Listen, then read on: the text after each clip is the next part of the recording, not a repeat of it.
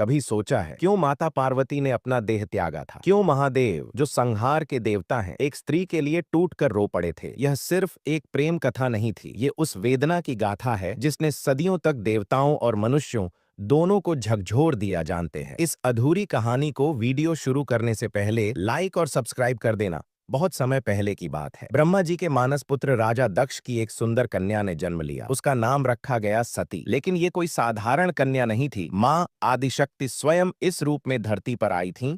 एक विशेष उद्देश्य के लिए सती बचपन से ही बाकी बच्चों से अलग थीं। जहां दूसरी लड़कियां गुड़ियों से खेलती थीं, वहां सती अकेले बैठी रहती, ध्यान लगाती। वो बार बार एक ही नाम लेती, शिव शिव शिव। राजा दक्ष चकित थे। ये कौन है जिसकी ओर मेरी बेटी खिंचती जा रही है? सती जब थोड़ी बड़ी हुई, उन्होंने अपने माता पिता से कहा, मैं विवाह करूंगी तो सिर्फ शिव से, क्योंकि मेरी आत्मा उन्हें ही पहचानती है। राजा दक्ष को ये बात जरा भी पसंद नहीं आई। शिव, वो तो भस्म लगाते हैं, श्मशान में रहते हैं, जटाधारी योगी है, तुम मेरी राजकुमारी हो। पर सती का प्रेम कोई तर्क नहीं समझता था, बस श्रद्धा जानता था। जब वो छोटी थी तब भी उनकी आंखें बंद करते ही एक छवि सामने आती, एक शांत चेहरा, जटाएं, भस्म लिपटी देह और ध्यान में लीन महादेव। वो नहीं जानती थी कि ये कौन है, पर दिल जानता था, यही मेरे हैं। धीरे धीरे वो बड़ी हुई और इस आकर्षण ने रूप लिया भक्ति का और फिर प्यार का। ये कोई सामान्य प्रेम नहीं था, ये था आत्मा का मिलन। सती ने खुद से कहा, अगर मुझे उन्हें पाना है तो मुझे भी वैसी ही साधना करनी होगी जैसी वे करते हैं।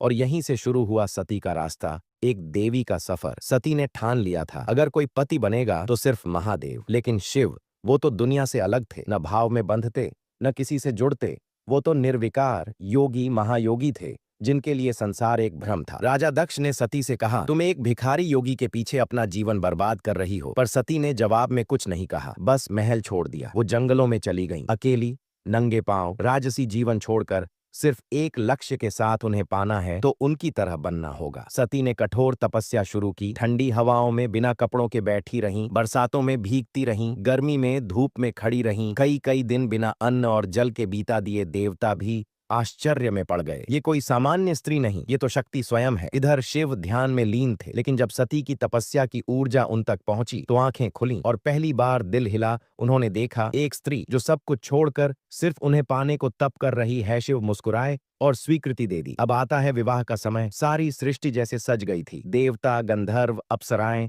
सभी उपस्थित थे। दूल्हा कोई सामान्य नहीं, स्वयं महादेव थे। दुल्हन मां सती, जिनकी भक्ति ने साक्षात शिव को आकर्षित किया। शिव अपने निराले रूप में आए, भूतों के साथ, नाग लपेटे, मस्त भस्म लगाए। राजा दक्ष थोड़े अचंभित हुए, पर देवताओं ने कहा, ये वही हैं जो समय से परे हैं और जिनके बिना कुछ भी नहीं। शिव और सती का विवाह केवल एक रिश्ता नहीं था, वो था ऊर्जा और चेतना का मिलन, प्रेम और तपस्या का संगम, और ब्रह्मांड की सबसे पहली, सबसे गूढ़ प्रेम कथा का आरंभ। और इस तरह एक देवी की भक्ति, एक योगी का मौन और दो आत्माओं का मिलन बन गया। एक युगों युगों तक अमर रहने वाला प्रेम। शिव और सती का विवाह हो चुका था। शिव लौट चुके थे कैलाश और सती अपने महादेव की सेवा में मग्न थीं। लेकिन राजा दक्ष, सती के पिता, अब भी उस विवाह को पचा नहीं पाए थे। उन्हें लगता था, मैं प्रजापति हूँ, ब्रह्मा का पुत्र, मेरी बेटी किसी साधारण योगी से कैसे विवाह कर सकती है? वो शिव को न समझ पाए, न स्वीकार कर पाए। अहंकार से अंधे दक्ष ने सोचा, मैं एक भव्य यज्ञ करूंगा जहाँ सारे देवता आएंगे, पर शिव को नहीं बुलाऊंगा। यज्ञ की तैयारी जोरों पर थी। हर दिशा से देवता आ रहे थे, इंद्र,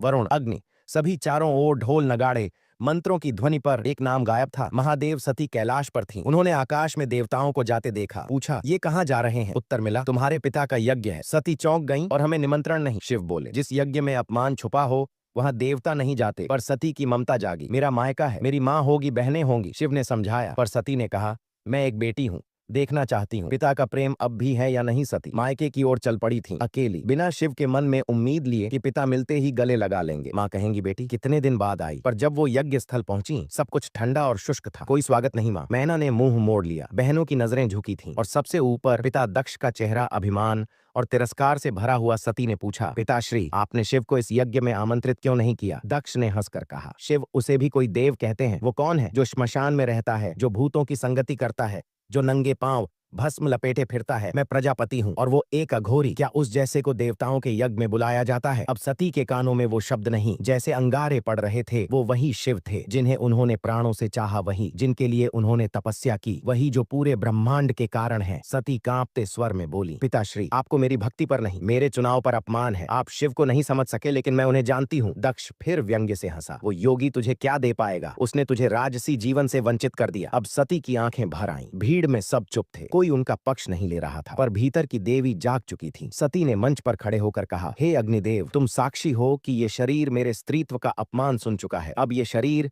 मुझे बोझ लगता है।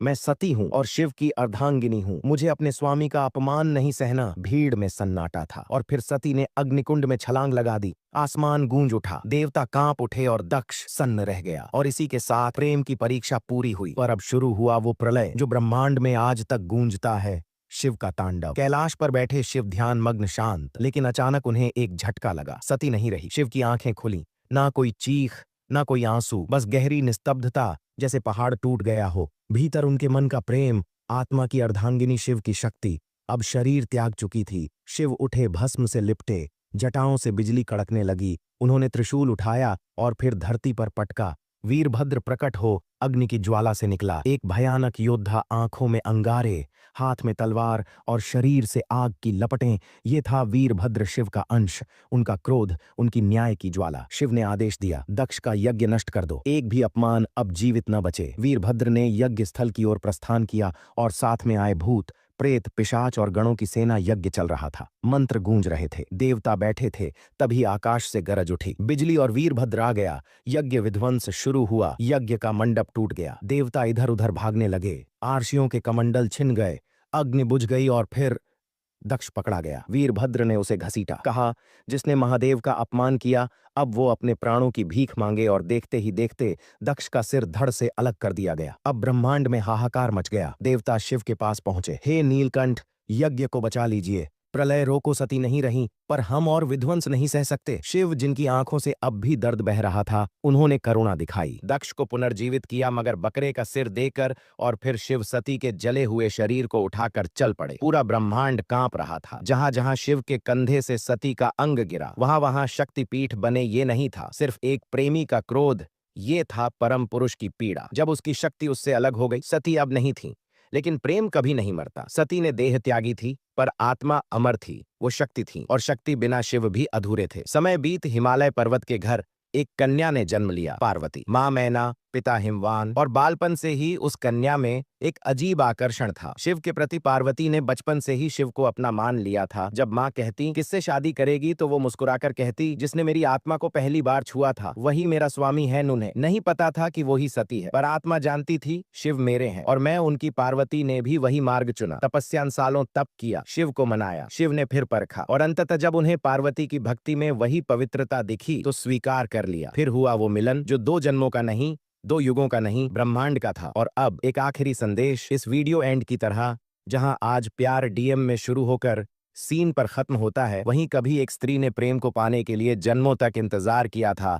आज अगर सच्चा प्यार चाहिए तो सिर्फ बॉडी नहीं, भक्ति, समर्पण और आत्मा से जुड़ो, क्योंकि सच्चा प्रेम वो नहीं जो रात भर चैट करे। सच्चा प्रेम वो है जो युगों तक इंतजार करे और तब भी न थके। जय शिव शंकर, जय मां पार्वती, जय अमर प्रेम।